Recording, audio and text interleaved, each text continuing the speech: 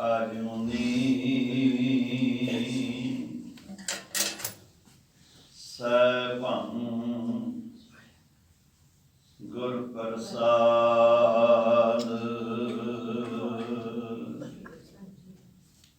ਗਿਆਨ ਧਿਆਨ ਕਿਛ ਕਰਮ ਨ ਜਾਣਾ, ਸਾਰ ਨ ਜਾਣਾ ਤੇਰੀ। ਸਭ ਤੇ ਵੱਡਾ ਸਤਿਗੁਰ ਨਾਨਕ, ਜਿਨ ਕਲ ਰਾਖੀ ਮੇਰੀ। ਗਿਆਨ ਧਿਆਨ ਕਿਛ ਕਰਮ ਨ ਜਾਣਾ, ਨਾਹਨ ਨਿਰਮਲ ਕਰਨੀ। ਸਾਧ ਸੰਗਤ ਕਾ ਅੰਚਲ ਲਾਹੋ, ਵਿਖਮ ਨਦੀ ਜਾਏ ਤਰਨੀ। ਸਾਧ ਸੰਗਤ ਕਾ ਅੰਚਲ ਲਾਹੋ, ਵਿਖਮ ਨਦੀ ਜਾਏ ਤਰਨੀ। ਸੇ ਸੰਜੋਗ ਕਰੋ ਮੇਰੇ ਪਿਆਰੇ, ਜਿਤ ਰਸਨਾ ਹਰ ਨਾਮ ਉਚਾਰੇ।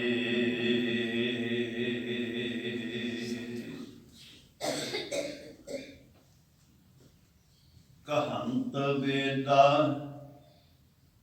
ਗੁਣੰਤ ਗੁਨੀਆਂ, ਸੁਣੰਤ ਬਾਲਾ ਬਹੁ ਵਿਧ ਪ੍ਰਕਾਰਾ। ਦ੍ਰਿੜੰਤ ਸੋ ਵਿਦਿਆ ਹਰ ਹਰ ਕਿਰਪਾਲਾ। ਨਾਮ ਦਾਨ ਜਾਚੰਤ ਨਾਨਕ ਦੈਨ ਹਾਰ, ਗੁਰ ਗੋਪਾਲਾ। ਵਾਹਿਗੁਰੂ ਜੀ ਕਾ ਖਾਲਸਾ, ਵਾਹਿਗੁਰੂ ਜੀ ਕੀ ਫਤਿਹ। ਗਰੀਬ ਨਵਾਜ ਪਾਤਸ਼ਾਹਾਂ ਦੇ ਪਾਤਸ਼ਾਹ ਧੰਨ ਧੰਨ ਸ੍ਰੀ ਗੁਰੂ ਗ੍ਰੰਥ ਸਾਹਿਬ ਜੀ ਦੀ ਪਾਵਨ ਹਜ਼ੂਰੀ ਵਿੱਚ ਸਜੀ ਹੋਈ ਵਡਭਾਗੀ ਸਾਧ ਸੰਗਤ, ਸਤਿਗੁਰੂ ਜੀ ਦੀ ਅਪਾਰ ਬਖਸ਼ਿਸ਼ ਦੇ ਨਾਲ ਇਹ ਸੁਭਾਗ ਘੜੀ ਸਤਸੰਗ ਦੀ ਸਾਨੂੰ ਪ੍ਰਾਪਤ ਹੋਈ ਹੈ। ਸੰਸਕ੍ਰਿਤੀ ਸ਼ਲੋਕਾਂ ਦੇ ਵਿੱਚੋਂ 14ਵਾਂ ਸ਼ਲੋਕ ਜੋ ਗੁਰੂ ਅਰਜਨ ਦੇਵ ਪਾਤਸ਼ਾਹ ਦਾ ਉਚਾਰਿਆ ਹੋਇਆ ਹੈ, ਅਸੀਂ ਸਰਵਣ ਕੀਤਾ ਹੈ। ਇਸ ਤੋਂ ਪਹਿਲਾਂ ਕੱਲ ਅਸੀਂ ਸਰਵਣ ਕਰ ਰਹੇ ਸੀ ਇਸੇ ਹੀ ਪਾਵਨ ਬਾਣੀ ਦੀ ਪਾਕ ਵਿਚਾਰ ਦੇ ਰਾਹੀਂ ਕਿ ਜਿਨ੍ਹਾਂ ਦੇ ਉੱਤੇ ਗੁਰੂ ਪਰਮੇਸ਼ਰ ਕਿਰਪਾ ਕਰਦਾ ਹੈ, ਉਹਨਾਂ ਨੂੰ ਤਤ ਗਿਆਨ ਦੀ ਸੱਜੀ ਬਖਸ਼ਦਾ ਹੈ। ਤਤ ਗਿਆਨ ਕੀ ਹੈ ਇਹ ਆਪਾਂ ਕੱਲ ਸੁਣਿਆ। ਇੱਕ ਸੰਸਾਰੀ ਗਿਆਨ ਹੈ, ਇੱਕ ਤਤ ਗਿਆਨ ਹੈ ਜਿਸ ਨੂੰ ਬ੍ਰਹਮ ਗਿਆਨ ਕਿਹਾ ਹੈ, ਪਰਮੇਸ਼ਰ ਦਾ ਗਿਆਨ। ਕੀ ਹੁੰਦਾ ਹੈ ਜਿਸ ਨੂੰ ਇਹ ਤਤ ਗਿਆਨ ਪ੍ਰਾਪਤ ਹੋ ਜਾਂਦਾ ਹੈ? ਉਸ ਦੀ ਬੁੱਧੀ ਵਿੱਚ ਖੜਾਓ ਹੁੰਦਾ ਹੈ, ਹਰ ਵੇਲੇ ਹੀ ਖੁਸ਼ ਰਹਿੰਦਾ ਹੈ, ਕਦੇ ਉਸਦੇ ਚਿਹਰੇ ਉੱਤੇ ਉਦਾਸੀ ਨਹੀਂ ਆਉਂਦੀ ਹੈ, ਸਦਾ ਹੀ ਆਨੰਦ ਵਿੱਚ ਸੁਖ ਵਿੱਚ ਰਹਿੰਦਾ ਹੈ, ਆਪਣੇ ਹੰਕਾਰ ਨੂੰ ਤਿਆਗਦਾ ਹੈ ਤੇ ਆਪਣੀਆਂ ਗਿਆਨ ਤੇ ਕਰਮ ਇੰਦਰੀਆਂ ਨੂੰ ਗੁਰੂ ਸ਼ਬਦ ਨਾਲ ਵਸ ਵਿੱਚ ਕਰਕੇ ਰੱਖਦਾ ਹੈ। ਰੱਬ ਦੇ ਪਿਆਰਿਆਂ ਦਾ ਜੋ ਮਾਰਗ ਹੈ, ਉਸ ਮਾਰਗ ਨੂੰ ਦ੍ਰਿੜ ਕਰਦਾ ਹੈ। ਇਸ ਕਰਕੇ ਹਰ ਵੇਲੇ ਹੀ ਉਸਦਾ ਹਿਰਦਾ ਸੀਤਲ ਰਹਿੰਦਾ ਹੈ, ਸ਼ਾਂਤ ਰਹਿੰਦਾ ਹੈ, ਪਰਮੇਸ਼ਰ ਦੇ ਦਰਸ਼ਨਾਂ ਵਿੱਚ ਲੀਨ ਰਹਿੰਦਾ ਹੈ।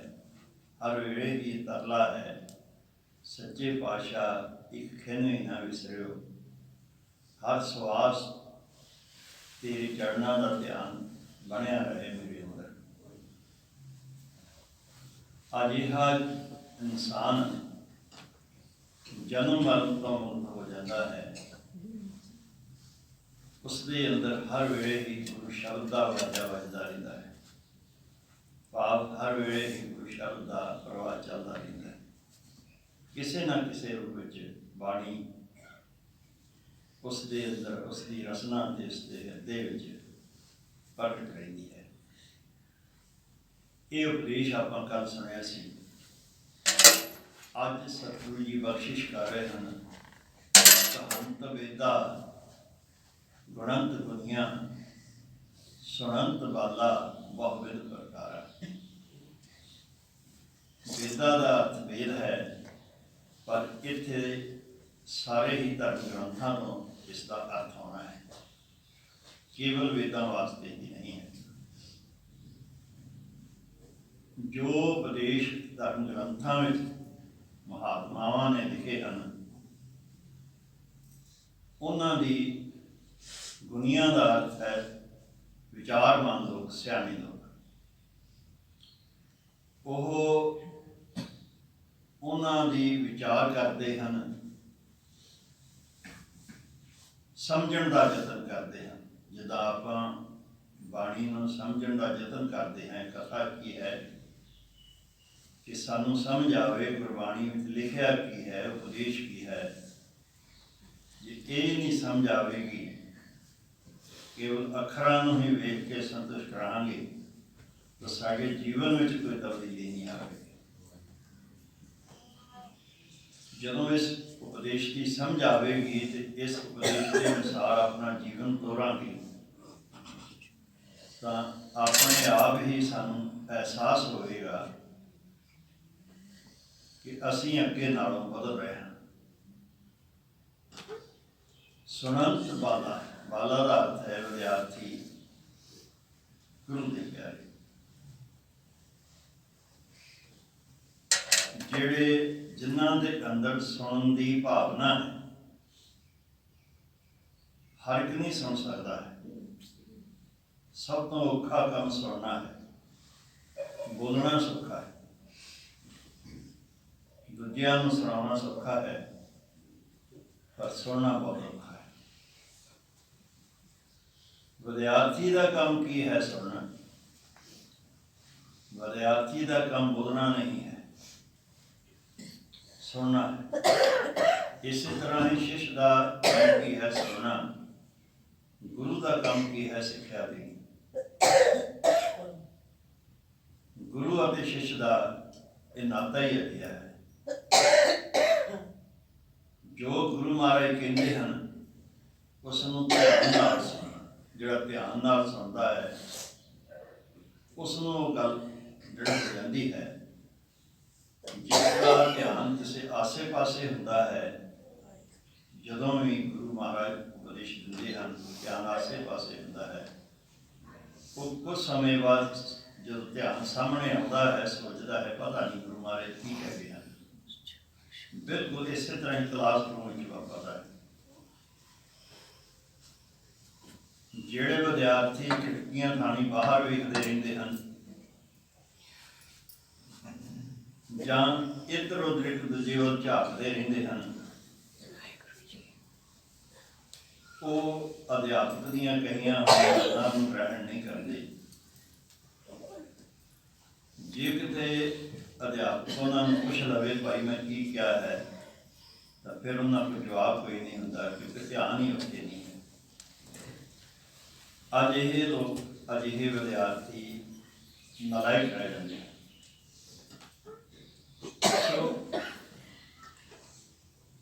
जो कुछ किया जा रहा है उसनूं पूरा ध्यान टिका के सुनना है, समझना है। पहला सुनना है, फिर समझना है कि साडे काम की गल कह रहे हैं। जो सानूं ये एहसास होए कि साडे काम की गल है, तो फिर उसनूं अपनाना है, अपने जीवन दे विच लिआउणा है। मारे कहंदे कि बाल विद्यार्थी बहुविध प्रकार,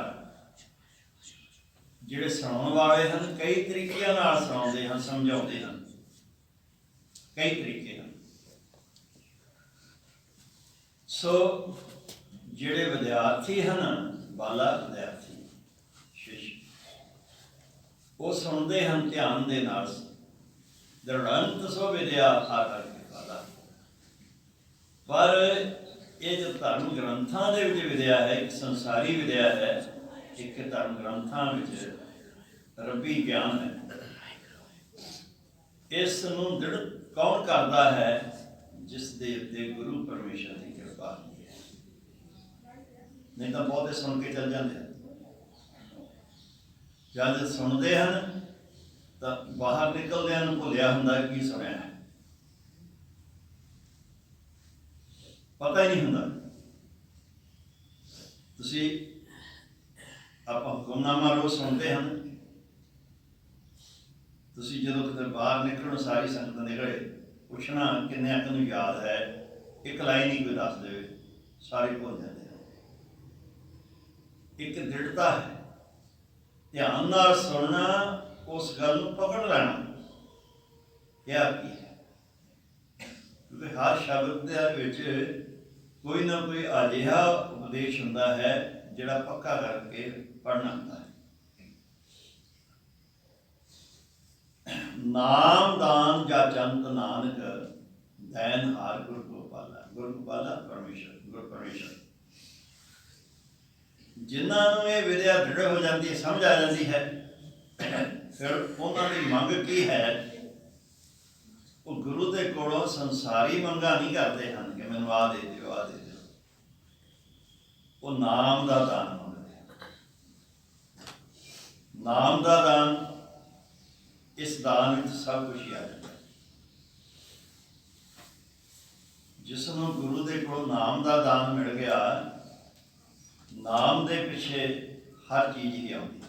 ਜਿੱਥੇ ਨਾਮ ਹੈ, ਜਿਵੇਂ ਸਿਆਣੇ ਕਹਿੰਦੇ ਹਨ ਕਿ ਹਾਥੀ ਦੀ ਪੈੜ ਵਿੱਚ ਸਭ ਪੈੜਾਂ ਆ ਜਾਂਦੀਆਂ ਹਨ, ਇਸੇ ਹੀ ਤਰ੍ਹਾਂ ਨਾਮ ਦੇ ਵਿੱਚ ਸਭ ਕੁਝ ਹੀ ਆ ਜਾਂਦਾ ਹੈ। ਪਾਰ ਜਾਤ ਤੇ ਹਰ ਕੋ ਨਾਮ, ਕਾਮ ਤੈਨ ਹਰ ਹਰ ਨਾਮ, ਹਰ ਹਰ ਗੁਣ ਨਾਮ। ਹਰੀ ਦਾ ਨਾਮ ਪਾਰ ਜਾਤ ਹੈ। ਪਾਰ ਜਾਤ ਕੀ ਹੈ? ਹਿੰਦੂ ਮਤ ਅਨੁਸਾਰ ਉਹ ਸਵਰਗ ਦਾ ਰੁੱਖ, ਜਿਸ ਨੂੰ ਕਹਿੰਦੇ ਹਨ ਕਿ ਇੰਦਰ ਦੇ ਬਾਗ ਦੇ ਵਿੱਚ ਸੀ। ਉਹ ਮਨ ਇੱਛੇ ਫਲ ਦਿੰਦਾ ਹੈ। ਉਸ ਦੀ ਪੂਜਾ ਕਰਦੇ ਹਨ ਹਿੰਦੂ ਲੋਕ, ਕਲਪਨਾ ਕਰਕੇ, ਮਨ ਵਿੱਚ ਕਲਪਨਾ, ਕੋਈ ਤਸਵੀਰ ਬਣਾ ਲੈਂਦੇ ਹਨ ਉਸ ਦੀ, ਜਾਂ ਕੋਈ ਮੂਰਤੀ ਬਣਾ ਲੈਂਦੇ ਹਨ ਉਸ ਦੀ, ਕਲਪਨਾ ਕਰਕੇ ਤੇ ਫਿਰ ਉਸ ਦੀ ਪੂਜਾ ਕਰਦੇ ਹਨ, ਉਸ ਦਾ ਧਿਆਨ ਕਰਦੇ ਹਨ। ਕਹਿੰਦੇ ਹਨ ਕਿ ਇਹ ਮਨ ਇੱਛੇ ਫਲ ਦਿੰਦਾ ਹੈ। ਇਸ ਦਾ ਕਾਮਧੇਨ ਦੀ, ਕਾਮਧੇਨ ਇੱਕ ਗਊ ਹੈ, ਧੇਨ ਗਊ ਨੂੰ ਕਹਿੰਦੇ ਨੇ। ਇਸ ਦੀ ਵੀ ਉਹ ਲੋਕ ਪੂਜਾ ਕਰਦੇ ਹਨ। ਖਿਆਲ ਹੈ ਕਿ ਇਹ ਵੀ ਮਨ ਇੱਛੇ ਫਲ ਦਿੰਦੀ ਹੈ। ਮਹਾਰਾਜ ਸਾਨੂੰ ਕੀ ਸਮਝਾ ਰਹੇ ਹਨ? ਪਾਰ ਜਾਤ ਇਹ ਹਰ ਕੋ ਨਾਮ, ਹਰੀ ਦਾ ਨਾਮ ਹੀ ਪਾਰ ਜਾਤ ਹੈ। ਗੁਰ ਸਿੱਖਾ, ਤੂੰ ਪਾਰ ਜਾਤ ਰੁੱਖ ਨੂੰ ਨਹੀਂ ਪੂਜਣਾ, ਤੂੰ ਨਾਮ ਨੂੰ ਪੂਜਣਾ ਹੈ। ਨਾਮ ਨੂੰ ਪੂਜਣਾ ਕੀ ਹੈ? ਨਾਮ ਤੇ ਵਿਸ਼ਵਾਸ ਕਰਨਾ। ਪੂਜਾ ਕੀ ਹੁੰਦੀ ਹੈ? ਵਿਸ਼ਵਾਸ। ਜਿਸ ਚੀਜ਼ ਦੀ ਆਪਾਂ ਪੂਜਾ ਕਰਦੇ ਹਾਂ ਉਸ ਤੇ ਸਾਡਾ ਵਿਸ਼ਵਾਸ ਦ੍ਰਿੜ ਹੋ ਜਾਂਦਾ ਹੈ ਕਿ ਇਹ ਸਾਡੀਆਂ ਇੱਛਾਵਾਂ ਪੂਰੀਆਂ ਕਰੇਗੀ। ਤੂੰ ਨਾਮ ਤੇ ਵਿਸ਼ਵਾਸ ਲਿਆ। ਅੱਗੇ ਆਵੇਗਾ ਸਲੋਕ, ਇਹ ਸਾਰੀਆਂ ਗੱਲਾਂ ਸਾਡੇ ਸਾਹਮਣੇ ਆ ਜਾਣਗੀਆਂ। ਫਿਰ ਤੂੰ ਗਊ ਨੂੰ ਨਹੀਂ ਪੂਜਣਾ ਹੈ, ਕਾਮ ਤੈਨ ਗਊ ਨੂੰ ਨਹੀਂ ਪੂਜਣਾ ਹੈ। ਕਾਮ ਤੈਨ ਹਰ ਹਰ ਗੁਣ ਗਾ, ਹਰੀ ਦੇ ਗੁਣ ਗਾ, ਇਹੀ ਕਾਮ ਤੈਨ ਦੀ ਪੂਜਾ ਹੈ। ਹਰੀ ਦਾ ਜਸ ਕਰਿਆ ਕਰ, ਸੁਣਿਆ ਕਰ, ਇਹੀ ਕਾਮ ਤੈਨ ਦੀ ਪੂਜਾ ਹੈ। ਇਹਦੇ ਨਾਲ ਹੀ ਤੈਨੂੰ ਮਨ ਇੱਛੇ ਫਲ ਪ੍ਰਾਪਤ ਹੋਣਗੇ। ਸਭ ਤੇ ਉੱਤਮ ਹਰ ਕੀ ਕਥਾ, ਨਾਮ ਸੁਣਤ ਦਾਨ। ਇਸ ਤੇ ਇਸੇ ਹੀ ਤਰ੍ਹਾਂ ਕਥਾ ਕੀ ਹੈ? ਵਿਚਾਰ ਹੈ। ਪਰਮਾਤਮਾ ਦੀਆਂ ਗੱਲਾਂ ਦੀ ਵਿਚਾਰ ਕਰਨੀ ਤੇ ਸੁਣਨੀ, ਇਹ ਸਭ ਤੋਂ ਉੱਤੇ ਹੈ। ਕਹਿੰਦੇ ਜਿਵੇਂ ਜਿਵੇਂ ਵਿਚਾਰ 'ਚ ਡੁੱਬਦਾ ਜਾਵੇਗਾ ਤੇਰਾ ਨਾਮ ਵਿੱਚ ਚਿੱਤ ਜੁੜਦਾ ਜਾਵੇਗਾ, ਤੇ ਜਿਵੇਂ ਜਿਵੇਂ ਨਾਮ ਵਿੱਚ ਜੁੜਦਾ ਜਾਵੇਗਾ ਤੇਰੇ ਸਾਰੇ ਦੁੱਖ ਦਲਿੱਦਰ ਦੂਰ ਹੁੰਦੇ ਜਾਣਗੇ। ਪਰ ਇਸ ਗੱਲ ਨੂੰ ਸਮਝਦੇ ਫਿਰਦੇ ਇਹ ਜਾਚਨਾ ਵੀ ਵਿਰਲੇ ਕਰਦੇ। ਗੁਰੂ ਪਰਮੇਸ਼ਰ ਜੋ ਹੈ ਉਹ ਦਿੰਦਾ ਸਭ ਕੁਝ, ਜੋ ਵੀ ਮੰਗਦਾ ਹੈ ਨਾ ਇਨਸਾਨ ਆ ਕੇ ਗੁਰੂ ਦੇ ਦਰ ਤੋਂ, ਇੱਛਾ ਉਹਦੀ ਪੂਰੀ ਹੁੰਦੀ ਹੈ। ਇਹ ਨਹੀਂ ਕਿ ਜੇ ਕੋਈ ਸੰਸਾਰੀ ਚੀਜ਼ ਮੰਗੇ ਤਾਂ ਉਹਦੀ ਇੱਛਾ ਨਹੀਂ ਪੂਰੀ ਹੁੰਦੀ ਹੈ, ਉਹਦੀ ਇੱਛਾ ਵੀ ਪੂਰੀ ਹੁੰਦੀ ਹੈ। ਭਾਵਨਾ, ਉਸ ਦੀ ਭਾਵਨਾ ਨੂੰ ਫੜ ਰੱਖਦਾ ਹੈ, ਵਿਸ਼ਵਾਸ ਨੂੰ ਫੜ ਰੱਖਦਾ ਹੈ। ਪਰ ਜੇ ਆਹ ਚੀਜ਼ ਮੰਗ ਲਈ ਜਾਵੇ ਫਿਰ ਵਾਰ-ਵਾਰ ਮੰਗਣਾ ਨਹੀਂ ਪੈਂਦਾ। ਬਾਤ ਕਰਕੇ ਨਹੀਂ, ਉਹ ਇੱਕ ਚੀਜ਼ ਮਿਲ ਗਈ ਫਿਰ ਦੂਜੀ ਮੰਗਾਂਗੇ, ਫਿਰ ਤੀਜੀ ਮੰਗਾਂਗੇ, ਸਾਰੀ ਉਮਰ ਮੰਗਦੇ ਹੀ ਲੰਘ ਜਾਏਗੀ, ਕਿਉਂਕਿ ਆਸ਼ਾਵਾਂ ਪੂਰੀਆਂ ਨਹੀਂ ਹੋਣੀਆਂ। ਇਹ ਜੇ ਇੱਕ ਵਾਰੀ ਮੰਗ ਲਿਆ, ਇਹ ਮਿਲ ਗਿਆ, ਤੇ ਇਹਦੇ ਨਾਲ ਸਾਰਾ ਕੁਝ ਆਪਣੇ ਆਪ ਪੂਰਾ ਹੋ ਜਾਂਦਾ। ਨਹਿ ਚਿੰਤਾ ਮਾਤ ਪਿਤ ਭਰਾਤੈ, ਨਹਿ ਚਿੰਤਾ ਕਛ ਦੁਖ ਕਹੈ, ਨਹਿ ਚਿੰਤਾ ਬੰਤਾ ਸੁਖ ਮੀਤੈ, ਪ੍ਰਵਿਰਤ ਮਾਇਆ ਸੰਬੰਧਨ ਹੈ। ਪ੍ਰਵਿਰਤੀ ਦਾ ਜੋ ਮਾਰਗ ਹੈ ਸੰਸਾਰ ਵਿੱਚ ਵਿਚਰਨਾ, ਗ੍ਰਸਤੀ ਜੀਵਨ। ਪ੍ਰਵਿਰਤੀ ਮਾਰਗ ਹੈ ਗ੍ਰਸਤੀ ਜੀਵਨ। ਗ੍ਰਸਤੀ ਜੀਵਨ ਦੇ ਵਿੱਚ ਮਾਇਆ ਕਰਕੇ, ਮਾਇਆ ਦੇ ਪ੍ਰਭਾਵ ਨਾਲ ਸਾਡੇ ਕੁਝ ਸੰਬੰਧ ਬਣੇ ਹਨ ਆਪਸ ਵਿੱਚ। ਇਹਨਾਂ ਸੰਬੰਧਾਂ ਦੇ ਵਿੱਚ ਮਾਤਾ ਦੇ ਨਾਲ ਸੰਬੰਧ ਹੈ, ਪਿਤਾ ਨਾਲ ਸੰਬੰਧ ਹੈ, ਭਰਾਵਾਂ ਨਾਲ ਸੰਬੰਧ ਹੈ, ਹੋਰ ਲੋਕਾਂ ਦੇ ਨਾਲ ਸੰਬੰਧ ਹੈ ਜਿਹੜੇ ਮਿੱਤਰ ਬਣਦੇ ਹਨ, ਇਸਤਰੀ ਨਾਲ, ਪੁੱਤਰ ਨਾਲ। ਇਹ ਮਾਇਆ ਦੇ ਪ੍ਰਭਾਵ ਕਰਕੇ ਸੰਬੰਧ ਦੇਣਾ ਲੈਣਾ ਕੁਛ। ਮਾਂ ਪਿਓ ਕਹਿੰਦੇ ਹਨ ਬੱਚਿਆਂ ਤੋਂ ਬਿਨਾਂ ਸਾਡਾ ਗੁਜ਼ਾਰਾ ਨਹੀਂ ਹੈ, ਬੱਚੇ ਕਹਿੰਦੇ ਮਾਂ ਪਿਓ ਤੋਂ ਬਿਨਾਂ ਗੁਜ਼ਾਰਾ ਨਹੀਂ ਹੈ, ਦੋਸਤ ਕਹਿੰਦਾ ਮੇਰਾ ਇਹ ਤੋਂ ਬਿਨਾਂ ਗੁਜ਼ਾਰਾ ਨਹੀਂ ਹੈ, ਉਹ ਤੋਂ ਬਿਨਾਂ ਗੁਜ਼ਾਰਾ। ਇੱਦਾਂ ਇਹ ਸੰਬੰਧ ਸਾਰੇ ਹੀ ਇਸ ਕਰਕੇ ਹਨ। ਮਾਰੇ ਕਹਿੰਦੇ ਕਿ ਇੱਕ ਗੱਲ ਪੱਕੀ ਜੇ ਕਿ ਵਾਹਿਗੁਰੂ ਪਰਮੇਸ਼ਰ ਜੋ ਹੈ ਦਇਆਲ ਏਕ ਭਗਵਾਨ ਪੁਰਖ ਹੈ, ਨਾਨਕ ਸਰਬ ਜੀਵ ਪ੍ਰਤਪਾਤ ਹੈ। ਤੁਸੀਂ ਨਾ ਚਿੰਤਾ ਕਰੋ ਕਿ ਮਾਂ ਪਿਓ ਦੀ ਚਿੰਤਾ ਨਾ ਕਰੋ ਕਿ ਇਹ ਇਹਨਾਂ ਦੀ ਪਾਲਣਾ ਕੌਣ ਕਰੇਗਾ, ਇਹਨਾਂ ਦੀ ਰੱਖਿਆ ਕੌਣ ਕਰੇਗਾ। ਇਹ ਵੀ ਦੇਖੋ ਤੁਸੀਂ, ਜੇ ਕੋਈ ਗੁਰੂ ਨਾਲ ਜੁੜਿਆ, ਸੰਸਾਰੀ ਬੰਦਿਆਂ ਦੀ ਨਹੀਂ ਮੈਂ ਗੱਲ ਕਰ ਸਕਦਾ, ਜੇ ਗੁਰੂ ਨਾਲ ਜੁੜਿਆ ਹੋਇਆ ਨਾ, ਭਾਵੇਂ ਉਹਦਾ ਸਾਰਾ ਜਿੰਨਾ ਟੱਬਰ ਹੈ, ਬੱਚੇ ਜਿਹੜੇ ਹਨ ਉਸ ਨੂੰ ਪੁੱਛਣ ਚਾਹੇ ਨਾ ਪੁੱਛਣ, ਪਰ ਗੁਰੂ ਦੀ ਸੰਗਤ ਉਸ ਦਾ ਪੂਰਾ ਸਤਿਕਾਰ ਕਰਦੀ ਹੈ। ਗੁਰੂ ਆਪਣੇ ਪਿਆਰਿਆਂ ਦੇ ਨਾਲ ਵਸ ਕੇ ਉਸ ਦੀ ਸੇਵਾ ਕਰਾਉਂਦਾ, ਉਸ ਦੀ ਮਦਦ ਕਰਾਉਂਦਾ। ਜਿਹੜਾ ਗੁਰੂ ਨਾਲ ਜੁੜਿਆ ਹੈ, ਹਰ ਗੁਰਸਿੱਖ ਦੇ ਅੰਦਰ ਤਰਸ ਆ ਜਾਂਦਾ ਹੈ। ਮਾਂ ਪਿਓ ਨੂੰ ਬੱਚੇ ਪੁੱਛਣ ਚਾਹੇ ਨਾ ਪੁੱਛਣ। ਵਾਹਿਗੁਰੂ ਇਸ ਤਰ੍ਹਾਂ ਭਰਾਵਾਂ ਦੀ ਹਾਲਤ ਹੈ, ਇਸਤਰੀ ਹੈ, ਪੁੱਤਰ ਹਨ। ਮਾਰੇ ਕਹਿੰਦੇ ਤੁਸੀਂ ਇਹਨਾਂ ਦੀ ਚਿੰਤਾ ਨਾ ਕਰੋ। ਇਸੇ ਤਰ੍ਹਾਂ ਮਾਂ ਪਿਓ ਚਿੰਤਾ ਕਰਦੇ ਹਨ, ਬੱਚੇ ਕੀ ਕਰਨਗੇ, ਕਿੱਥੋਂ ਖਾਣਗੇ, ਕਿਵੇਂ ਗੁਜ਼ਾਰਾ ਹੋਏਗਾ। ਆਮ ਤੌਰ ਤੇ ਮਾਂ ਪਿਓ ਦੀ ਚਿੰਤਾ ਹੁੰਦੀ ਹੈ, ਭਰਾਵਾਂ ਦੀ ਚਿੰਤਾ ਹੁੰਦੀ ਹੈ। ਇੱਕ ਮਿਹਨਤ ਕਰਕੇ ਤਰੱਕੀ ਕਰ ਜਾਂਦਾ ਹੈ, ਦੂਜਾ ਥੋੜਾ ਨਲਾਇਕ ਰਹਿ ਜਾਂਦਾ ਹੈ, ਉਹਨੂੰ ਫਿਕਰ ਲੱਗਾ ਰਹਿੰਦਾ ਹੈ ਕਿ ਕੀ ਕਰੇਗਾ। ਇਹ ਆਮ ਤੌਰ ਤੇ ਵਾਪਰਦਾ ਹੈ। ਮਾਰੇ ਕਹਿੰਦਾ ਨਹੀਂ, ਸਭ ਦਾ ਦਾਤਾ ਹੈ। ਜਿਸ ਵਾਹਿਗੁਰੂ ਨੇ ਜੀਵਾਂ ਨੂੰ ਪੈਦਾ ਕੀਤਾ ਹੈ, ਉਸਨੇ ਹਰ ਇੱਕ ਦਾ ਪਾਲਣਾ ਦਾ ਪ੍ਰਬੰਧ ਵੀ ਕੀਤਾ ਹੈ। ਕਾਹੇ ਰੇ ਮਨ ਚਿਤਮੈ ਉਦਮ, ਜਾ ਆਹਰ ਜੀਉ ਭਰਿਆ, ਸੈਲ ਪੱਥਰ ਮੈਂ ਜੰਤੋ ਪਾਏ, ਤਾਂ ਕਾ ਰਿਜ਼ਕ। ਪੱਥਰਾਂ ਵਿੱਚ ਵੀ ਜੀਵ ਹਨ, ਪਹਾੜਾਂ ਦੇ ਉੱਤੇ ਜੀਵ ਹਨ, ਉਹਨਾਂ ਦਾ ਰਿਜ਼ਕ ਕੌਣ ਦਿੰਦਾ ਹੈ?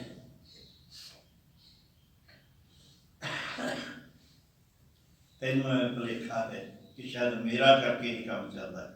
ਨਹੀਂ, ਸਭ ਦਾ ਪ੍ਰਤੀਪਾਲਕ ਹੈ। ਹਰ ਇੱਕ ਦੀ ਪ੍ਰਤੀਪਾਲਨ, ਜਿਸ ਨੂੰ ਉਸਨੇ ਪੈਦਾ ਕੀਤਾ ਹੈ ਉਸ ਦੀ ਪਾਲਣਾ ਦਾ ਪ੍ਰਬੰਧ ਕੀਤਾ ਹੈ। ਤੁਸੀਂ ਦੇਖੋ, ਕਿਸੇ ਆਪਣੇ ਪਿਆਰੇ ਦੇ ਅੰਦਰ ਵਸ ਕੇ ਉਹਦੀ ਮਦਦ ਕਰਦਾ ਹੈ ਵਾਹਿਗੁਰੂ। ਵਾਹਿਗੁਰੂ ਦਿਸਦਾ ਨਹੀਂ ਹੈ ਆਪਾਂ ਨੂੰ ਕਿਸੇ ਨੂੰ, ਨਾ ਦਿਸਣਾ ਹੀ ਹੈ ਉਸਨੇ, ਪਰ ਆਪਣੇ ਪਿਆਰੇ ਦੇ ਕਿਸੇ ਦੇ ਅੰਦਰ ਹੀ ਵਸ ਕੇ ਜਦੋਂ ਆਪਾਂ ਪੁਕਾਰ ਕਰਦੇ ਹਾਂ ਨਾ, ਸਾਡੀ ਮਦਦ ਕਰੋ, ਤਾਂ ਆਪਣੇ ਕਿਸੇ ਵੀ ਪਿਆਰੇ ਦੇ ਅੰਦਰ ਵਸ ਕੇ ਉਹ ਹਾਜ਼ਰ ਹੋ ਜਾਂਦਾ ਹੈ ਤੇ ਉਹ ਮਦਦ ਕਰਦਾ ਹੈ। ਇਸ ਕਰਕੇ ਮਾਰੇ ਕਿ ਤੁਸੀਂ ਨਾ ਚਿੰਤਾ ਕਰੋ, ਇਹ ਚਿੰਤਾ ਤਾਂ ਵਾਹਿਗੁਰੂ ਪਰਮੇਸ਼ਰ ਨੂੰ ਹੈ। ਅਨਿੱਤ ਵੇਤਨ ਅਨਿੱਤ ਚਿਤਨ ਅਨਿੱਤ ਆਸਾ ਬਹੁਵਿਧ ਪ੍ਰਕਾਰਨ ਅਨਿੱਤ ਹੇਤਨ ਅਹੰ ਬੰਧਨ ਪਰਮ ਮਾਇਆ ਮਲਨ ਵਿਕਾਰਨ ਫਿਰੰਤ ਜੋਨ ਅਨੇਕ ਜਠਰਾਗਨ ਨੈ ਸਿਮਰਨ ਮਲੀਨ ਬੁੱਧਿਅਨ। ਇੱਥੇ ਸ਼ੁਰੂ ਕਰਦੇ ਨੈ ਸਿਮਰਨ ਮਲੀਨ ਬੁੱਧਿਅਨ। ਮਲੀਨ ਬੁੱਧੀ ਵਾਲਾ ਇਨਸਾਨ ਸਮਝਦਾ ਨਹੀਂ, ਜਿਵੇਂ ਕੱਲ ਸੁਣ ਰਹੇ ਮੂਰਖ ਜਿਹੜਾ ਹੈ ਉਹ ਇਸ ਗੱਲ ਨੂੰ ਸਮਝਦਾ ਨਹੀਂ। ਹਰ ਵੇਲੇ ਜਿਹੜੀ ਚੀਜ਼ ਨਾਸਵੰਤ ਹੈ, ਅਨਿੱਤ ਹੈ, ਅਨਿੱਤ ਦਾ ਮਤਲਬ ਹੈ ਨਾਸਵੰਤ। ਵੇਤਨ ਧਨ ਜਿਹੜਾ ਹੈ ਨਾਸਵੰਤ ਹੈ, ਨਾਲ ਨਿਭਣ ਵਾਲਾ ਨਹੀਂ ਹੈ, ਆਉਂਦਾ ਹੈ ਚਲੇ ਜਾਂਦਾ ਹੈ। ਜਿਵੇਂ ਨਦੀ ਦਾ ਪਾਣੀ ਤੁਰਿਆ ਜਾ ਰਿਹਾ ਹੈ, ਪਿੱਛੋਂ ਆ ਰਿਹਾ ਹੈ ਕਿ ਤੁਰਿਆ ਜਾ ਰਿਹਾ ਹੈ, ਇਸੇ ਤਰ੍ਹਾਂ ਸੰਸਾਰੀ ਜੀਵਨ ਦੇ ਵਿੱਚ ਧਨ ਆ ਰਿਹਾ ਹੈ ਕਿ ਤੁਰਿਆ ਜਾ ਰਿਹਾ ਹੈ। ਰੋਕੋਗੇ ਧਨ ਨੂੰ ਡੋਬੇਗਾ ਤੇ ਆਸੇ ਪਾਸੇ ਦਾ ਨੂੰ ਡੋਬੇਗਾ। ਜਿਹੜੇ ਜਿਹਨਾਂ ਮਹਾਰਾਜ ਮਲੀਨ ਬੁੱਧੀ ਨੂੰ ਕਿਹਾ ਨਾ, ਇਹਨੂੰ ਰੋਕਦੇ ਹਨ, ਰੋਕਦੇ ਨਾ, ਇਹ ਤੇ ਰੋਕ ਲਾ ਦਿੰਦੇ ਹਨ, ਬੰਦ ਲਾ ਦਿੰਦੇ ਹਨ ਵੀ ਨਹੀਂ ਹੁਣ ਖਰਚਣਾ ਨਹੀਂ ਹੈ, ਰੱਖ ਲਓ ਜਿੰਨਾ ਜਮ੍ਹਾਂ ਕੀਤਾ ਜਾਂਦਾ। ਫਿਰ ਰੁਕਿਆ ਹੋਇਆ ਤੁਹਾਨੂੰ ਹੀ ਡੋਬੇਗਾ, ਆਸੇ ਪਾਸੇ ਜਾਣਾ। ਇਸ ਕਰਕੇ ਮਾਰੇ ਕਹਿੰਦੇ ਇਹ ਨਾਸਵੰਤ ਹੈ, ਅਨਿੱਤ ਚੇਤਨ। ਇਹਦੇ ਬਾਰੇ ਚਿੰਤਾ ਰੱਖਣੀ, ਹਰ ਵੇਲੇ ਇਹਦੇ ਬਾਰੇ ਸੋਚੀ ਜਾਣਾ। ਆਸਾ ਬਹੁਵਿਧ ਪ੍ਰਕਾਰ, ਤਰ੍ਹਾਂ ਤਰ੍ਹਾਂ ਦੀਆਂ ਆਸਾਂ ਇਹਦੀ ਖਾਤਰ ਕਰਨੀਆਂ ਕਿ ਮਿਲ ਜਾਵੇ, ਮਿਲ ਜਾਵੇ, ਥੋੜਾ ਹੈ, ਥੋੜਾ ਹੈ, ਹੋਰ ਹੋ ਜੇ, ਹੋਰ ਹੋ ਜੇ, ਇਹ ਸਾਰਾ ਕੁਛ। ਅਨਿੱਤ ਹੇਤਨ ਅਹੰ ਬੰਧਨ ਪਰਮ ਮਾਇਆ ਮਲਨ ਵਿਕਾਰਨ। ਇਸੇ ਤਰ੍ਹਾਂ ਹੀ ਮਮਤਾ ਜਿਹੜੀ ਹੈ, ਇੱਕ ਦੂਜੇ ਨਾਲ ਮਮਤਾ ਹੈ, ਸਾਡੀ ਪਰਿਵਾਰ ਦੀ ਮਮਤਾ ਹੈ, ਵਿਆਸੇ ਰਿਸ਼ਤੇਦਾਰਾਂ ਦੀ ਮਮਤਾ ਹੈ, ਇਸ ਤਰ੍ਹਾਂ ਦੋਸਤਾਂ ਦੀ ਮਮਤਾ ਹੈ ਸੰਸਾਰ ਵਿੱਚ। ਕੁਝ ਲੋਕਾਂ ਦੀ ਇਸੇ ਤਰ੍ਹਾਂ ਹੀ ਜਾਨਵਰਾਂ ਨਾਲ ਮਮਤਾ ਹੋ ਜਾਂਦੀ ਹੈ, ਕਿਸੇ ਦੀ ਧਨ ਨਾਲ ਮਮਤਾ ਹੈ, ਹਰ ਕਿਸੇ ਨਾ ਕਿਸੇ ਚੀਜ਼ ਨਾਲ ਅਟੈਚਮੈਂਟ ਹੈ। ਇਹ ਜਿਹੜਾ ਹੈ ਅਹੰਕਾਰ ਨੂੰ ਵਧਾਉਂਦਾ ਹੈ ਤੇ ਫਿਰ ਇਨਸਾਨ ਮਾਇਆ ਵਿੱਚ ਭਟਕਦਾ ਰਹਿੰਦਾ ਹੈ ਹਰ ਵੇਲੇ ਹੀ। ਮਲਨ ਵਿਕਾਰਨ ਤੇ ਮਨ ਦੇ ਕੰਮ ਕਰਦਾ ਹੈ, ਚੰਗੇ ਕੰਮ ਨਹੀਂ ਕਰਦਾ, ਸੋਚ ਹੀ ਵਿਗੜ ਜਾਂਦੀ ਹੈ। ਜਦੋਂ ਬੰਦੇ ਦੀ ਜੇਬ 'ਚ 4 ਪੈਸੇ ਆ ਜਾਂਦੇ ਹਨ, ਉਸ ਦੀ ਸੋਚ ਹੀ ਵਿਗੜ ਜਾਂਦੀ ਹੈ। ਔਰ ਮੈਂ ਵੇਖਿਆ ਹੈ ਬਹੁਤ ਸਾਰੇ ਲੋਕ ਜਿਹੜੇ ਜਿਹਨੂੰ ਮੈਂ ਜਾਣਦਾ ਵੀ ਹਾਂ, ਪਹਿਲਾਂ ਵੀ ਛੋਟੇ ਜੋ ਕਾਲਜ ਪੜ੍ਹਦੇ ਉਦੋਂ ਵੀ, ਅਜਿਹੇ ਲੋਕ ਜਿਹੜੇ ਨੌਕਰੀਆਂ ਕਰਦੇ ਹਨ, ਪਹਿਲੀ ਤਰੀਕ ਨੂੰ ਜੋ ਤਨਖਾਹ ਮਿਲਦੀ ਹੈ ਉਹਨਾਂ ਨੂੰ ਘਰਦਿਆਂ ਦਾ ਫਿਕਰ ਨਹੀਂ ਹੁੰਦਾ, ਘਰ ਬੱਚਿਆਂ ਵਾਸਤੇ ਮੈਂ ਆਹ ਚੀਜ਼ ਲੈ ਜਾਣਾ। ਉਹਨਾਂ ਨੇ ਪਹਿਲੇ ਦਿਨ ਹੀ ਟੋਲਾ ਬਣਾ ਕੇ ਉੱਥੇ ਬੈਠ ਕੇ ਉਹ 'ਚੋਂ ਪਹਿਲਾਂ 10ਵਾਂ ਹਿੱਸਾ ਸ਼ਰਾਬ 'ਤੇ ਲਾਉਣਾ ਹੈ। ਕਿਤੇ ਨਾ ਕਿਤੇ ਬਹਿ ਕੇ ਹੋਟਲ ਦੇ ਵਿੱਚ ਉਹ ਤਨਖਾਹ ਦਾ ਉਦਘਾਟਨ ਉੱਥੋਂ ਹੋਣਾ ਹੈ। ਜਦੋਂ ਸ਼ੁਰੂਆਤ ਹੀ ਬੁਰੇ ਕੰਮ ਤੋਂ ਹੋਈ ਤਾਂ ਫਿਰ ਉਹ 'ਚ ਬਚੇਗਾ ਕੀ ਤੁਹਾਨੂੰ? ਇਸ ਤਰ੍ਹਾਂ ਕਈ ਘਰ ਬਰਬਾਦ ਹੋਏ। ਘਰ ਵਿੱਚ ਬੱਚੇ ਇਸਤਰੀ ਰੋਂਦੇ ਕਰਦੇ, ਤਰਲੇ ਨਹੀਂ ਦੇ ਸਕਦੇ, ਬਹੁਤ ਥਾਵਾਂ ਦੇ ਅਜਿਹਾ ਮਲਨ ਵਿਕਾਰ, ਏਦਾਂ ਵਿਕਾਰ ਪੈਦਾ ਕਰਦਾ ਹੈ। ਤਾਂ ਮਹਾਰਾਜ ਕਹਿੰਦੇ ਕਿ ਗੁਰੂ ਦੀ ਬਾਣੀ ਨਾਲ ਜੁੜੋ, ਸਤਸੰਗ ਨਾਲ ਜੁੜੋ, ਤੁਹਾਨੂੰ ਗਿਆਨ ਹੋਵੇ, ਤਾਂ ਕਿ ਇਹ ਜੇ ਤੁਹਾਡੇ ਕੋਲ ਧਨ ਹੈ ਤੈਨੂੰ ਠੀਕ ਤਰੀਕੇ ਨਾਲ, ਯੋਗ ਤਰੀਕੇ ਨਾਲ ਵਰਤੋ, ਨਹੀਂ ਗਲਤ ਥਾਂ ਤੇ ਵਰਤਿਆ ਜਾਏਗਾ। ਫਰੰਤ ਜੋਨ ਅਨੇਕ ਜਠਰਾਗਨ ਨੈ ਸਿਮਰਨ ਮਹੀੜ ਬਦੇ। ਜਠਰਾਗਨ ਮਾਤਾ ਦੇ ਉਦਰ ਦੀ ਅਗਨੀ, ਇਸ ਨੂੰ ਭੁਲਾ ਦਿੰਦਾ ਹੈ ਇਨਸਾਨ, ਤਰ੍ਹਾਂ ਤਰ੍ਹਾਂ ਦੀਆਂ ਜੁਰਮਾਂ ਭਟਕਦਾ ਹੈ। ਹਰ ਇੱਕ ਜੀਵ ਜਿਹੜਾ ਪੈਦਾ ਹੁੰਦਾ ਹੈ ਉਸ ਨੂੰ ਅੱਗ ਦੇ ਵਿੱਚ ਹੀ ਪੈਦਾ ਹੋਣਾ ਪੈਂਦਾ ਹੈ, ਅੱਗ ਹੀ ਉਹਨੂੰ ਪੈਦਾ ਕਰਦੀ, ਪਰ ਇਨਸਾਨ ਇਸ ਨੂੰ ਭੁੱਲ ਜਾਂਦਾ ਹੈ। ਹੇ ਗੋਬਿੰਦ ਕਰਤ ਮਾਇਆ ਨਾਨਕ ਪਤ ਦਲਾੜ ਨੂੰ ਸਾਧ ਸੰਗ। ਹਾਂ, ਭਲਾ ਹੋ ਸਕਦਾ ਹੈ ਜਿਹੇ ਲੋਕਾਂ ਦਾ ਵੀ ਜਿਹੜੇ ਹਰ ਵੇਲੇ ਹੀ ਸੰਸਾਰੀ ਪਦਾਰਥਾਂ ਦੇ ਹੀ ਪਿੱਛੇ ਲੱਗੇ ਰਹਿੰਦੇ ਹਨ, ਤਾਂ ਉਹਨਾਂ ਦਾ ਭਲਾ ਸਕਦਾ ਹੈ। ਕਿਵੇਂ? ਪਾਪੀ ਤੋਂ ਪਾਪੀ ਇਨਸਾਨ ਦਾ ਉਧਾਰ ਹੋ ਜਾਂਦਾ ਹੈ ਸਾਧ ਸੰਗਮ ਹੈ, ਸਤਸੰਗ ਦੇ ਨਾਲ ਜੁੜਿਆ ਹੋ ਜਾਵੇ, ਸੰਗਤ ਆ ਗ੍ਰੰਥ ਗਿਰ ਪਤਤ ਪਾਤਾਲਨ ਜਲੰਤ ਦੇ ਦੀਪ ਬੈਸਵੰਤ ਹੈ। ਹੁਣ ਇੱਕ ਹੋਰ ਨਵੀਂ ਗੱਲ ਮਾਰੇ ਸਮਝਾ ਰਹੇ ਸਨ। ਜਿਹੜੇ ਘਰ ਦੇ ਦੁੱਖ ਹਨ, ਗ੍ਰਹਿ ਚਿੰਤਾ ਕਿਹਾ ਹੈ ਇਸ ਦੇ, ਘਰ ਦੀ ਚਿੰਤਾ ਤੋਂ ਮੁਕਤ ਹੋਣ ਵਾਸਤੇ ਕਈ ਵਾਰੀ ਲੋਕ ਤੁਸੀਂ ਕਹਿੰਦੇ ਆਤਮ ਹੱਤਿਆ ਕਰ ਲੈਂਦੇ। ਕਰਜ਼ਾ ਚੜਾ ਲਿਆ, ਵੇਖਿਆ ਨਹੀਂ, ਸੋਚਿਆ ਨਹੀਂ, ਮੌਜਾਂ ਲਈਆਂ ਕਰਜ਼ਾ ਚੁੱਕ ਕੇ, ਫਿਰ ਲੱਥਾ ਨਹੀਂ, ਫਿਰ ਆਤਮ ਹੱਤਿਆ ਕਰ ਲਈ। ਪੰਜਾਬ ਤੇ ਬਹੁਤ ਇਹ ਕਿਉਂ ਹੋਇਆ? ਚਿੰਤਾ ਲੱਗ ਗਈ। ਪਹਿਲਾਂ ਅਕਲ ਨਹੀਂ ਵਰਤੀ, ਮਗਰੋਂ ਜੋ ਸਿਰ ਤੇ ਸਭ ਕੁਝ ਗਵਾਚ ਗਿਆ, ਉਦੋਂ ਫਿਰ ਚਿੰਤਾ ਲੱਗੀ। ਮਾਰ ਲਿਆ ਦਾ ਪਤਾ ਨਹੀਂ ਕੀ ਹਾਲ ਹੋਣਾ। ਮਹਾਰਾਜ ਕਹਿੰਦੇ ਇਹ ਚਿੰਤਾ ਤੋਂ ਮੁਕਤ ਹੋਣ ਦਾ ਤਰੀਕਾ ਨਹੀਂ ਹੈ। ਕੀ ਕਰਦੇ ਹਨ ਲੋਕ? ਗ੍ਰੰਥ ਗਿਰ ਪਤਤ ਪਾਤਾਲਨ, ਉੱਚਿਆਂ ਪਹਾੜਾਂ ਤੇ ਚੜ੍ਹ ਕੇ ਛਾਲ ਮਾਰ ਦਿੰਦੇ ਹਨ, ਡੂੰਘੀਆਂ ਖੱਡਾਂ ਦੇ। ਪਤਤ ਪਾਤਾਲਨ, ਡੂੰਘੀਆਂ ਖੱਡਾਂ ਦੇ ਛਾਲ ਮਾਰਦੇ ਕਿ ਅਸੀਂ ਬਚ ਜਾਈਏ। ਦੇ ਦੀਪ ਬੈਸਵੰਤ ਹੈ, ਭਟਕਦੀ ਹੋਈ ਅੱਗ ਬੜੀ ਖੂਬ, ਉਸਨੇ ਛਾਲ ਮਾਰ ਕੇ ਸੜ ਜਾਂਦੇ ਹਨ। ਬਹੰਤ ਅਗਾਹ ਤੋਯੰ ਤਰੰਗੰ, ਪਾਣੀ ਤੇਜ਼ ਪਾਣੀ ਦੀਆਂ ਲਹਿਰਾਂ ਦੇ ਵਿੱਚ ਰੁੜ ਜਾਂਦੇ ਹਨ। ਆਪਣੇ ਨੂੰ ਖਤਮ ਕਰਨ ਵਾਸਤੇ ਆ ਭਾਖੜੇ ਜਾ ਕੇ ਛਾਲ ਮਾਰ ਦਿੰਦੇ ਹਨ, ਆਪਣੇ ਆਪ ਨੂੰ ਖਤਮ ਕਰ ਦਿੰਦੇ। ਦੁਖੰਤ ਗ੍ਰਹਿ ਚਿੰਤਾ, ਕਾਰਨ ਕੀ ਹੈ?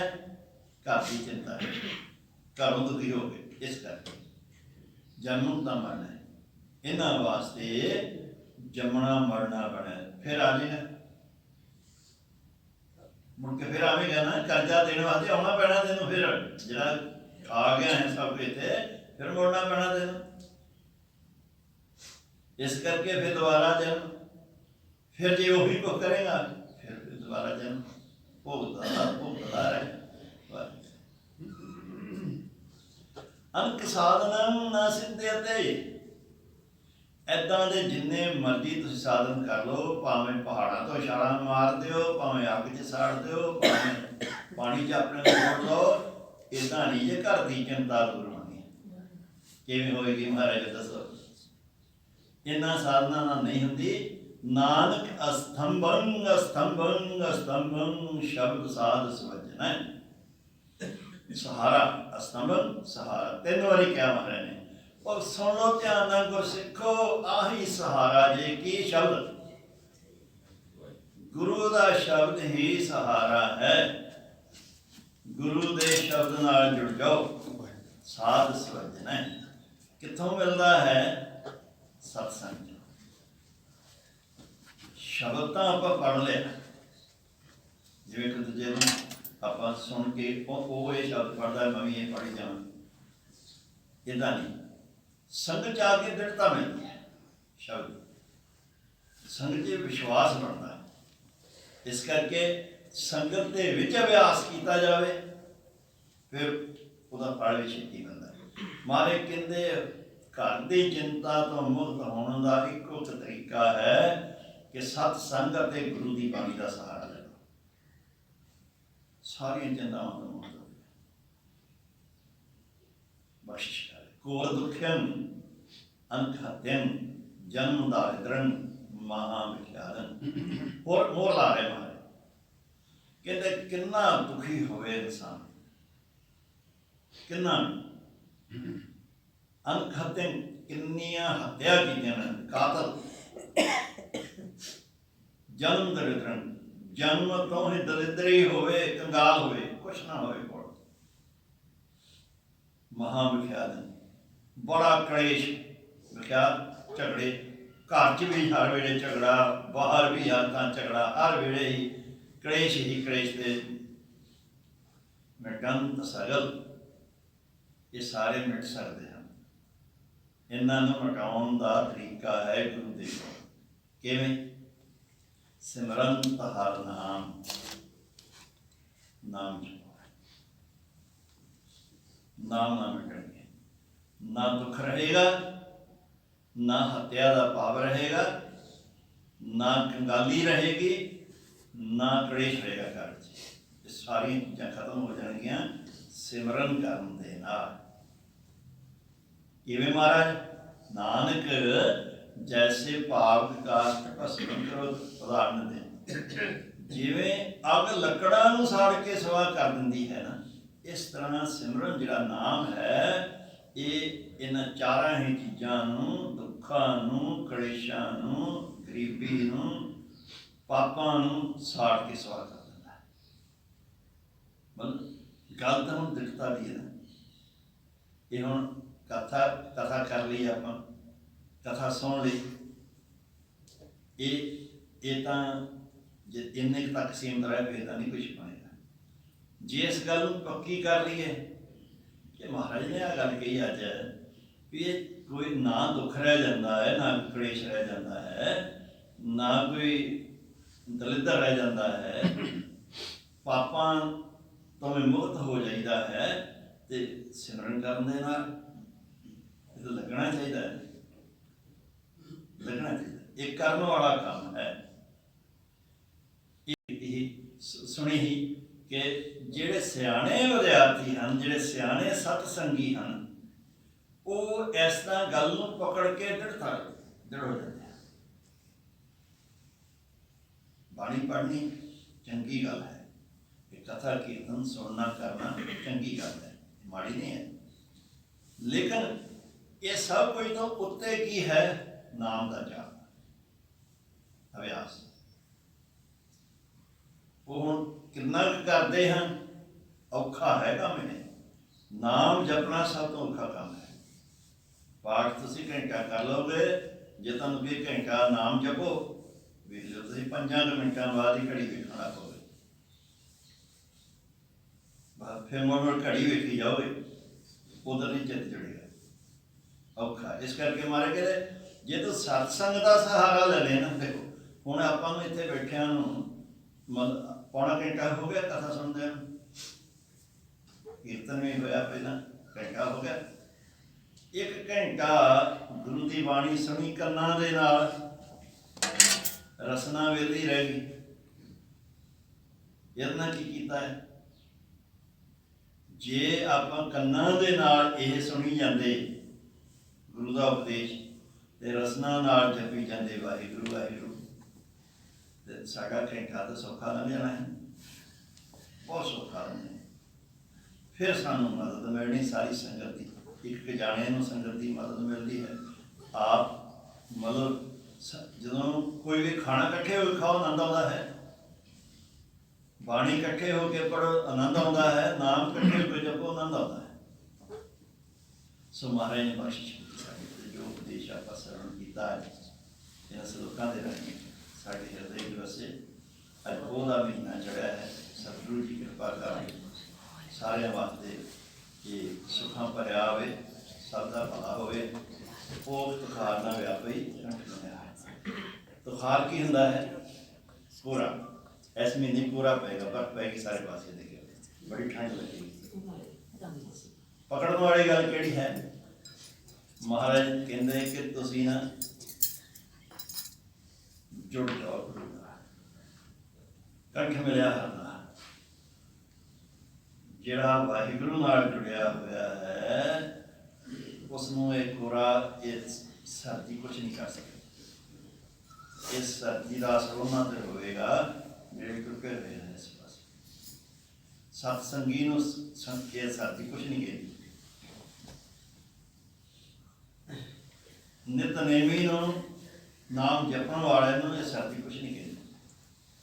ਇਹ ਉਹਨਾਂ ਵਾਸਤੇ ਹੈ ਜਿਹੜੇ ਇਸ ਪਾਸੇ ਦੂਰ, ਉਹਨਾਂ ਨੂੰ ਸਰਦੀ ਜ਼ਰੂਰ ਲੱਗਦੀ ਹੈ, ਉਹਨਾਂ ਤੇ ਸਰਦੀ ਦਾ ਜ਼ਰੂਰ ਅਸਰ ਹੁੰਦਾ ਹੈ। ਕੀ ਕਰੀਏ ਮਹਾਰਾਜ? ਉਹ ਸੁਹੰਦਾ ਸਭ ਸਭ ਜਿਸ ਬਖਸ਼ੇ ਵੀ ਪ੍ਰਵਾਹ ਆਵੇ, ਪ੍ਰਵਾਹ ਹੈ ਸਾਡਾ ਸਤਿਗੁਰ, ਇਹਦੀ ਬਖਸ਼ਿਸ਼ ਪ੍ਰਾਪਤ ਕਰੋ। ਕਿਵੇਂ? ਜੋ ਕੁਝ ਸੁਣਿਆ ਹੈ ਇਹਨੂੰ ਪੱਕਾ ਕਰੋ, ਇਹ ਬਖਸ਼ਿਸ਼ ਦਾ ਰੂਪ ਹੈ। ਇਹ ਦ੍ਰਿੜਤਾ, ਮਨ ਦ੍ਰਿੜ ਕਰ ਲਓ ਇਹਨੂੰ, ਕੀ ਹੋਏਗਾ? ਕਹਿੰਦੇ ਸਾਰੇ ਸੁੱਖ ਤੁਹਾਨੂੰ ਜੀਵਨ ਵਿੱਚ ਮਿਲਣਗੇ, ਸੁੱਖ ਮਿਲੇਗਾ ਜੇ ਕਰੋ। ਅੱਜ ਦੇ ਮਹੀਨੇ ਦਾ ਜਿਹੜਾ ਉਪਦੇਸ਼ ਹੈ ਉਹਦੇ ਵਿੱਚ ਦੱਸਣਾਗੇ ਹੁਣ ਆਪਾਂ। ਇਹਦੇ 'ਚ ਦੋ ਗੱਲਾਂ ਪੱਕੀਆਂ ਕਰਨਾ, ਜੁੜੇ ਰਹਿਣਾ ਹੈ ਗੁਰੂ ਦੇ ਸ਼ਬਦ ਨਾਲ ਤੇ ਗੁਰੂ ਦੀ ਸੰਗਤ ਦੇ ਨਾਲ, ਦੋਨੋਂ। ਉਹਨਾਂ ਚੁੱਕਾਂ ਦੀ ਖਿਮਾ। ਵਾਹਿਗੁਰੂ ਜੀ ਕਾ ਖਾਲਸਾ, ਵਾਹਿਗੁਰੂ ਜੀ ਕੀ ਫਤਿਹ।